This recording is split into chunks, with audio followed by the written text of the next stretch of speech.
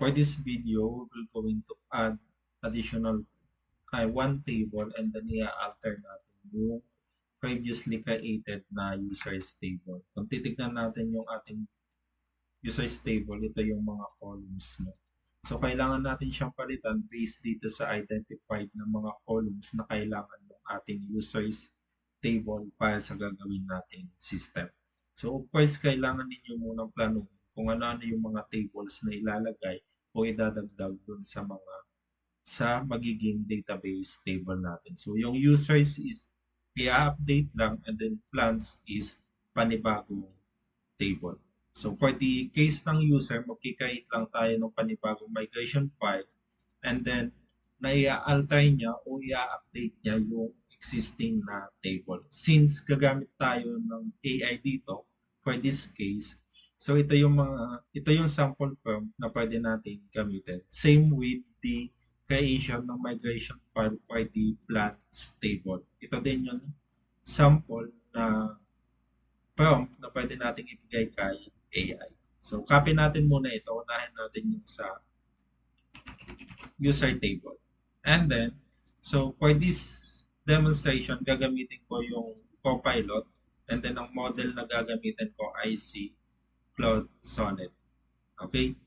So, paste lang natin yung ating prompt dito. And then, dapat is naka-agent. And then, natin yung ating yan. And then, hintayin lang natin siya na matapos. So, subukan natin kung kaya niya. Or, yan, hindi kaya. So, ibig sabihin, possible, manually na lang siya magkikreate ng file dito sa ating migrations folder. So, makikita natin yung newly created migration file natin. Ito. So, dated na 2026 April 19. And then, ang nakalagay na name ay alter user table. So, pwede natin i-check muna yung mga modification niya.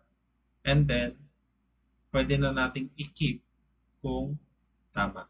So, keep natin. Ibig sabihin, tatanggalin niya yung name field. Ito. And then, magdadagdag siya ng panibagong field based doon sa na-identify natin. And then next, after that, bago natin i-add yung PHP artisan migrate as suggested, ituloy natin sa next natin. So, tapos na tayo dito. Yan. And then, create natin yung migration file para naman sa plan. So, copy lang natin ulit and then paste natin dito. And then, automatically, may panibagong migration file na makikreate dito sa ating migrations folder. Yan. And then, ito na. So, pwede nating i-check yung mga columns na makikreate. And then, kung okay, click lang natin yung keep. Ayan. Kung hindi naman available yung Copilot sa inyong VS Code or na wala nang available tokens, you can utilize other AI and then manually na lang na mag-create kayo dito ng migrations file ninyo. Okay? And then, so since created na yung dalawang migration file natin, pwede na tayong mag-run ng PHP artisan migrate. Lipat tayo sa ating command. Yan.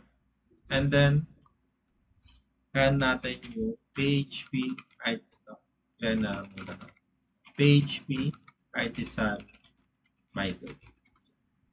So, makikita natin na yung dalawang migration files yung in-execute. Yung iba is hindi na since na-execute na kanina. Yan.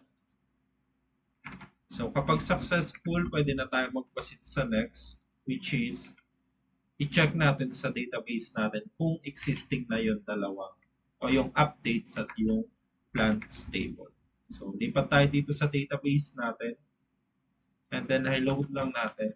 So, makikita natin yung users and then makikita natin yung panibagong table na yung first name and then yung last name and then makikita din natin yung bagong table na plants which is ito yung kanyang mga identified field. So kapag nakita nyo na ito, ibig sabihin tama yung mga process na ginawa nyo for this video.